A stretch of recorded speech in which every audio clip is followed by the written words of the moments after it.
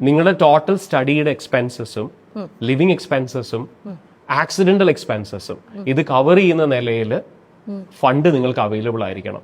Okay, it could be from a loan or it could be your own money or your parents money. But ഇത് completely cover ചെയ്യാനുള്ള ഒരു fund കണ്ടിട്ട് മാത്രമേ വിദേശ വിദ്യാഭ്യാസം എന്ന് പറയുന്നത് ആലോചിക്കാവുള്ളൂ.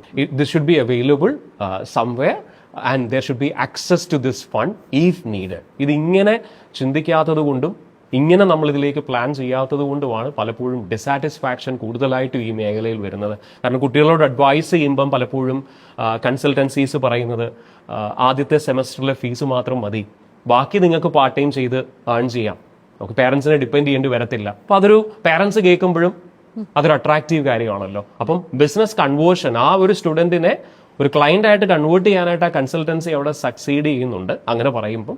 പക്ഷേ ആ ക്ലയന്റ് ചിലപ്പോൾ ലേറ്റർ ഡിസാറ്റിസ്ഫൈഡ് ആകുന്നുണ്ടാവുമായിരിക്കാം. ആ വാർത്ത ഒരിക്കലും നമ്മളാരും ശ്രദ്ധിക്കുന്നുമില്ല, അല്ലെങ്കിൽ നമ്മുടെ അറ്റൻഷനിലോട്ട് വരുന്നുമില്ല.